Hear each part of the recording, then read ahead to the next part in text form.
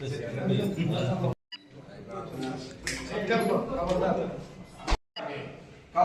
खबरदार खबरदार खबरदार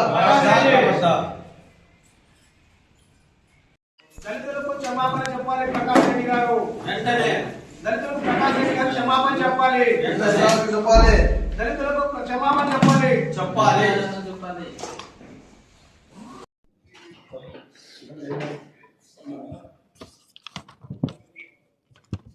జై భీమ్.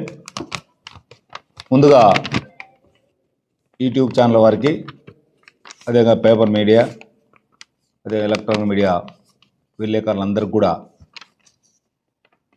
మన నమస్కారాలు తెలియజేసుకుంటూ, సార్, ఈ జిల్లాలో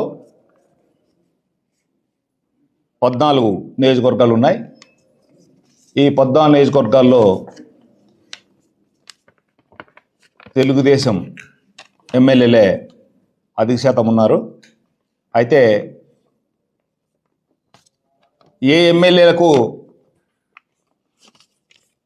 ఎవరు కూడా ప్రతిపక్షంలో ఉన్నటువంటి, ప్రతిపక్షం అనేది అనకూడదు అనుకో, వాళ్ళకు ప్రతిపక్ష హోదా కూడా లేదు.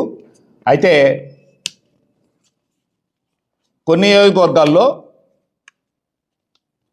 ప్రతిరోజు ఏదో కాలాపని చేసుకోవడానికి, ప్రజలను తప్పుదారి పట్టించడానికి ప్రయత్నాలు జరుగుతున్నాయి.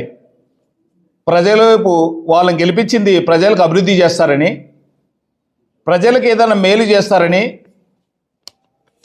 ఉన్న కార్పొరేషన్ నిధులు తెస్తారని, రైతులకి సహాయం చేస్తారని ప్రజలు ఎంతో నమ్మకంతో ఓట్లేస్తే ఈరోజు మంచి చేసే ప్రభుత్వాన్ని, ఆ ప్రభుత్వంలో కొంతమంది వ్యక్తులని మంచి చేయాలా, జనాలకు మేలు చేయాలా అని కొంతమంది ఆలోచనతో ఉంటే, ఆలోచనలో ఉన్న వ్యక్తి ఎంఎస్ రాజు గారు ఎక్కడో మారుమూల ప్రాంతంలో, అది చాలా ఎన్నుకొన ప్రాంతం. అయితే కొన్ని సంవత్సరాలను కూడా అక్కడ చాలామంది ఎమ్మెల్యేలకు పనిచేశారు, మంత్రిలో పనిచేశారు, అయినా ఎటువంటి అభివృద్ధి లేదు. అయితే ఎంఎస్ రాజు అనే వ్యక్తి అక్కడ ఎమ్మెల్యే అయిన తర్వాత చాలా వరకు మీకు కూడా అన్ని విషయాలు తెలిసింటాయి. చాలా వరకు అభివృద్ధి అనేది పరుగులెత్తా ఉంది. ఎక్కడ ఏ సమస్య ఉన్నా క్షణాలలో, రోజుల్లో, దినాలలో ఆ సమస్య పరిష్కరించడం జరుగుతోంది. అలాంటి ఎమ్మెల్యే దొరకడం, అక్కడ ఉండడం మా యొక్క ఎస్సీ కులానికి గర్వకారణంగా ఉంటుంది. అదేవిధంగా అక్కడ ఉన్నటువంటి మా వాళ్ళకు కూడా మా ఎమ్మెల్యే మేలు చేస్తున్నాడు అనేది ఒక మంచి ఉద్దేశంతో అక్కడ పరిపాలన జరుగుతూ ఉంది. అయితే మొన్న తోపుదిత్తి ప్రకాష్ రెడ్డి అని ఆయన, అతని చరిత్ర ఏంటో, అతను గతంలో ఏం చేసేవాడో, అతను ఎవరికి భయపడి ఊరు వదిలేసినాడో అన్ని విషయాలు అందరికీ తెలుసు. అవన్నీ మరి మా మాటతో చెప్పమంటే ఓ 4 మాటలు చెప్తాం. అయితే అయ్యా తోపుదిత్తి ప్రకాష్ రెడ్డి గారు, మీరు గతాన్ని మరిచినావు. గతాన్ని మరిసే సచ్చిన శవంతో సమానం. నీవు చచ్చిన శవమే. అయితే మా దృష్టిలో నువ్వు సచ్చిన శవం. ఈ జిల్లాలో, ఈ యొక్క నీ ప్రాంతంలో నీ శాతం ఎంత, నీ బలం ఎంత అనేది ముందుగా నువ్వు తెలుసుకోవాలా.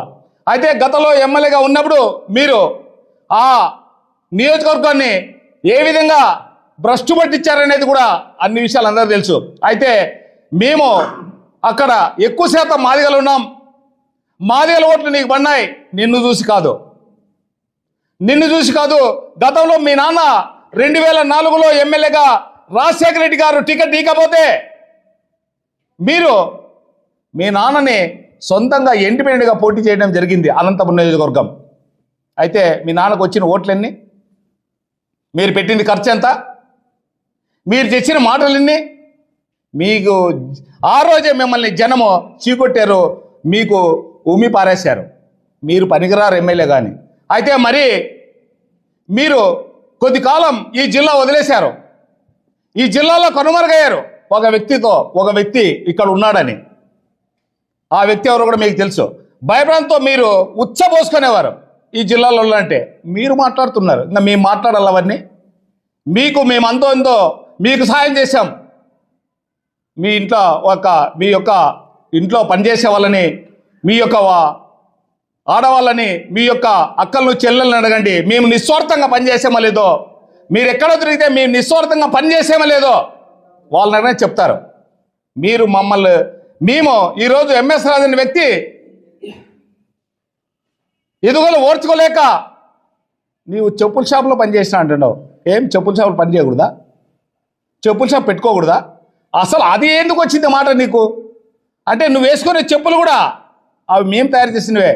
నువ్వు నడిచే నడక కూడా, నీ చెప్పుల్లో వేసుకొని నడక కూడా అది మేము చేసినవే. కానీ నువ్వు అంత హీనంగా మాట్లాడుతున్నావు. కాబట్టి నీవు నోరు అదుపులో పెట్టుకుంటే బాగుంటుంది. అయితే ఎంఎస్ రాజు అనే వ్యక్తి అంచెలంచెలుగా ఎదిగాడు. ఏం 4 పదవులు అన్నావు? 40 పదవులు వస్తాయి. రేపు రాష్ట్రకు హోంమంత్రి అవుతాడు. నీకేమైనా బాధనా?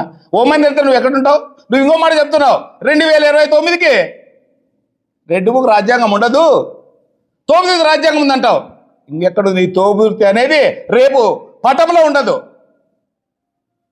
రేపు 2029కి నీ తోబుదూర్తి ప్రకాష్ రెడ్డి వాడు ఈ రాష్ట్రంలో ఈ జిల్లాలు కనిపించకుండా కనుమరుగైపోతాడు. ఇది చాలండి. నీ చాతేముగా మమ్మల్ని రెచ్చగొట్టావు, మమ్మల్ని లిగ్గావు. ఎస్సీలం ఈరోజు బలమైన ఈ జిల్లా పూర్తిగా మాదిగల జిల్లా, మాదిగల శాతం ఉన్న జిల్లా ఈ జిల్లా. మా ఓట్లతో నువ్వు గదెనెక్కి మా వాళ్ళనే మాట్లాడతావు. అంత చేతగాని వాళ్ళం అనుకున్నావా నువ్వు? మమ్మల్ని ఎక్కడో ఉండే వాళ్ళని నువ్వు గీసుకున్నావు, మేము కోసుకుంటాం. కాబట్టి నీవు నోరు బతుకులో పెట్టుకో. మా ఎంఎస్ రాజు గారు ఇచ్చిన ఛాలెంజ్కి నువ్వు మొగాడైతే మొలతాడు కట్టింటే నువ్వు ఆ ఛాలెంజ్ని స్వీకరించి వచ్చేయి. అవి చూపించే ఆధారాలు ఎక్కడెక్కడ విల్లాలు ఉన్నాయి, బెంగళూరు ఆస్తులు ఉన్నాయి, అదేవిధంగా ఇక్కడ మడసిరిలో సొంత ఆస్తులు ఉన్నాయి. నువ్వు చెప్పాల్సిన బాధ్యత నోటుకొచ్చి ఏది వస్తే అది కూయడమేనా? నాలుగుంది కదా అని, నాలుగుందని ఎక్కడ పడితే అక్కడ మాట్లాడమేనా? ఒక్క మాట మీద నిలబడ్డావా నువ్వు? ఒక్క మాట మీద నువ్వు నిజంగా నువ్వు మనిషివేనా? నీకు చీము రక్తం ఉందా అని నేను అడుగుతున్నా. నా పేరు బీకేఎస్ ఆనంద్. కావాలంటే రెండోసారి కూడా నువ్వు నా పేరు కనుక్కో. నేను ఎవరికి భయపడ్ను? నీకు అసలు భయపడ్ను. నీ తమ్ముడికి అసలు భయపడ్ను. నీ తమ్ముడు బాగా తెలుసు నాకు, చందు. కాబట్టి మీరు చెప్పేది ఒకటే. నువ్వేమంటావు? ఒక్క మాట మీద నిలబడుతున్నావా? నాకు పరిటాల సునీత నాపై గెలిస్తే నేను మీసం మీద తీసుకున్నావా? మీసంలో వెంట్రుకను తీసావా? ఏంటికి మాట్లాడతావు? రాజకీయ నాయుడు అనేవాడు, రెడ్డి అనేవాడు ఎట్లా ఉండేవాళ్ళు సార్? రెడ్డి అనే లక్షణం ఎట్లుంటుంది రెడ్డికి? ఎదుటివాడిని సాయం చేసే గుణం ఉంటుంది రెడ్డికి, ఎదుటివాడిని ప్రేమించే గుణం ఉంటుంది రెడ్డికి, ఎదుటివానికి ఆసరగా తీసుకొని రెడ్డి యొక్క గుణాన్ని, రెడ్డి ఉన్నత స్థాయిలో ఉండాలా, ఉన్నతంగా జనంలో తిరగాలనే ఆలోచన నువ్వు రెడ్డివేనా? ఇంతకు మాకు పూర్తిగా అనుమానం వస్తుంది ఈ విషయంలో. నువ్వు రెడ్డి కాదని ఏదో చిల్లర మాట్లాడతారా? చిల్లరోళ్ళు అది కూడా అనకూడదు. మేమే అనుకుంటా అది కూడా మీరే చిల్లరులని. మేము చిల్లరోడు, నువ్వు చిల్లరోడు. ఓపెన్గా చెప్తున్నాం. మరీ తిరిగి చూడాలో ఈరోజు నువ్వు 3 అంశాలు తాగి 6 అంశాలు తాగుతావు ఈ వీడియో వచ్చిన తర్వాత.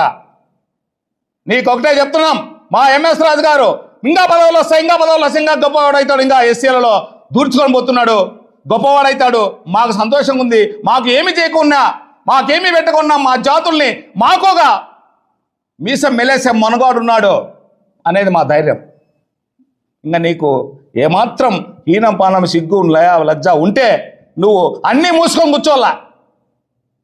పిచ్చి కుక్కలు రోడ్డు మీద తిరుగుతాయి, వాళ్ళకు విలువ లేదు. ఈ ఊర్లో ఊర కుక్కలు తిరుగుతుంటాయి, ఊర కుక్కలు. ఆ ఊర కుక్కలకు విలువ కూడా నీకు లేదు. నువ్వు మాట్లాడుతున్నావు. ఇంకా నువ్వు తగ్గించుకుంటే బాగుంటుంది. నువ్వు ఆ ఛాలెంజ్ స్వీకరించాలా. ఎక్కడ ఆస్తులు ఎక్కడ బినామీలతో ఉన్నాడో లోకేష్ బినామన్నావు, అది కూడా బయటకు రావాలా. మా వాళ్ళందరూ కూడా చాలా మంది చాలా విధాలుగా మాట్లాడుతున్నారు ఎంఎస్ రాజు గురించి. ఎదిగి బినామీ అంటున్నారు. అది మాకు ఆ మచ్చ వద్దు. మాకు ఆ మచ్చను నువ్వు రూపించాలంటే నువ్వు మొగాడైతే ఖచ్చితంగా నువ్వు బేస్వారం రోజు బయటకు వచ్చి నువ్వు లేదు నీ ఇంటి ముందుకి మేము 500లతో మేము ఇంటికి వస్తున్నాం, మీ ఇంటి ముందుకు వస్తున్నాం, అక్కడే తేల్చుకుందాం తాడో పేడో. ఇంకా తగ్గించు. ఇంకా నువ్వు మూసుకొని కూర్చో.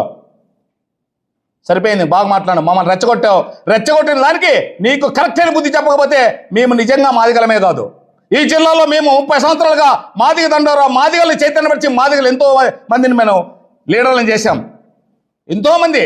కానీ మీలాంటి వాళ్ళు ఇంకా అక్కడక్కడ ఉన్నారు. ఈ చెత్తను ఏరేయడానికి మేము తయారయ్యాం. నువ్వు ఒక చెత్త, నేను ఏరేస్తాం, నీకు ఎమ్మెల్యే కదా, వార్డు మెంబర్ అర్హత లేదు, మాతో పెట్టుకున్నావు, మా వాళ్ళ ఓట్లకు డోర్ టు డోర్ చెప్తాం, కానీ పార్టీతో ముఖ్యం కాదు, నువ్వు తోపిదిరి ప్రకాష్ రెడ్డి ఇక్కడ పోటీ చేసి అక్కడ ఓటించండి మాదిగలారా అని మా వాళ్ళ పిలుపునిస్తున్నాం. కాబట్టి ఇదన్నీ దృష్టిలో పెట్టుకుని నువ్వు జాగ్రత్త ఉంటే బాగుంటుంది తెలియవరుస్తున్నాం. జై భీమ్. ముందుగా పత్రికా విలేకరులకు, మీడియా మిత్రులకు అందరికీ నా ఉద్యమ నమస్కారాలు తెలియజేస్తున్నాను. ఈ ప్రెస్ మీట్ ముఖ్య ఉద్దేశం ఏంటంటే, మొన్నటి రోజున తోపుదుర్తి ప్రకాష్ రెడ్డి గారు మడకచీర శాసనసభ్యులైనటువంటి శ్రీ ఎంఎస్ రాజు గారి పైన అవాకులు చెవాకులు పేలడం జరిగినది. చెప్పులు షాప్లో పని చేసినాడని చెప్పేసి ఆయన కించపరిచే విధంగా మాట్లాడడం జరిగింది. మేము చెప్పుల షాప్లో కష్టపడతాం, పని చేస్తాం, కూలి పనులు చేసినాడు, ఆటోలు తోలినాడు. గుర్తుపెట్టుకో ప్రకాష్ రెడ్డి, నోరు అదుపులో పెట్టుకొని మాట్లాడుకో. దళితులతో పెట్టుకున్నటువంటి ఏ అగ్రవర్ణ కులానికి చెందిన ఎమ్మెల్యేలు బాగుపడిన చరిత్ర లేదు.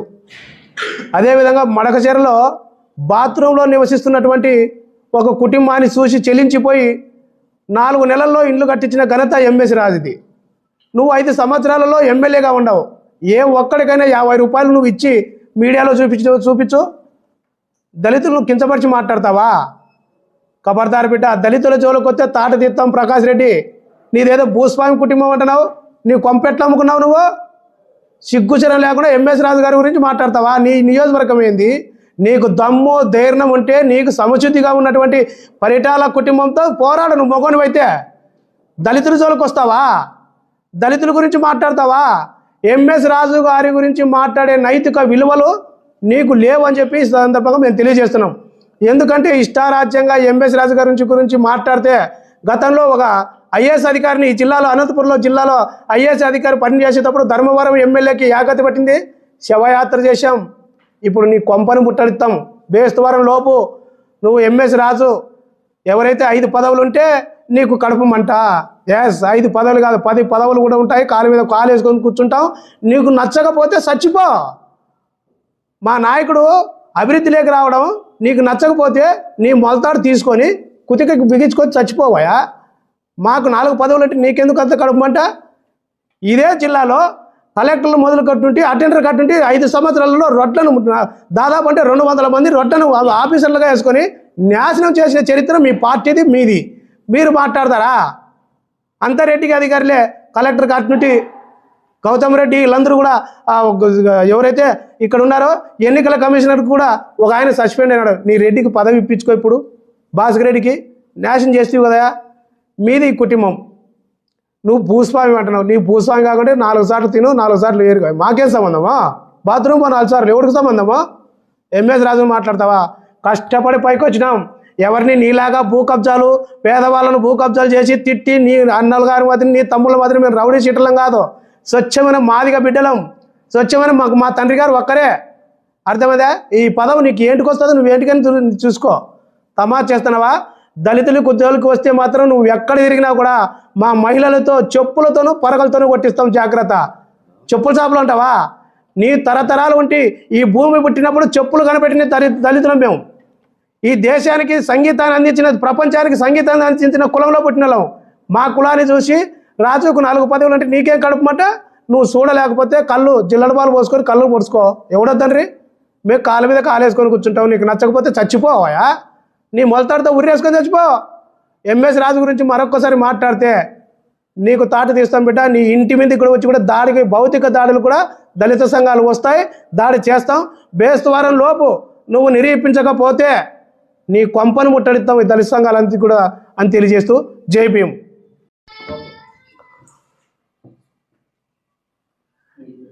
జై భీమ్. ముందుగా మీడియా మిత్రులకి ఉద్యమ నమస్కారాలు. అదేవిధంగా ఈరోజు ఈ జిల్లాలో ప్రెస్ మీట్ పెట్టుకున్న కారణం ఏమంటే, నిన్న నాక మొన్న ప్రకాష్ రెడ్డి ఆయన జిల్లాకి పెద్ద బాస్ అనుకుంటున్నాడు. ఆ మీసాలు తగ్గించుకో, మాకు కూడా కూడా ఈ మీసాలు. ఎంఎస్ రాజు అన్నయ్య నేనంత మగోని అయితే నువ్వు కాదని నేను సూటిగా ప్రశ్నిస్తున్నాను. మా జాతి ఈ దేశం పుట్టక ముందు నుంచి కూడా జామంతు వారసులం మేము. నీ మాదిరి మధ్యలో పుట్టలే మేము. జామంతు వారసుల బిడ్డలం మేము. ఈ దేశాన్ని పరిపాలన చేసేది రాజ్యాంగం నడిపినది బాబాసాహెబ్ అంబేద్కర్ గారు. ఏమి దళిత బిడ్డ కాదా? మా కింద బానిసలు మీరు మమ్మల్ని ఎక్కిరిస్తారా? ఖబర్దార్లు చెప్తున్నాము. ఏదైతే రాజన్న గారు నీకు డేట్ ఇచ్చినాడో ఆ డేట్కి నువ్వు నిరూపించకపోతే మేము పెద్ద ఎత్తున కూడా నిన్ను ముట్టడి చేస్తామని ఈ సందర్భంగా తెలియజేస్తూ జై మాదిగా, జై మందకృష్ణ మాదిగా.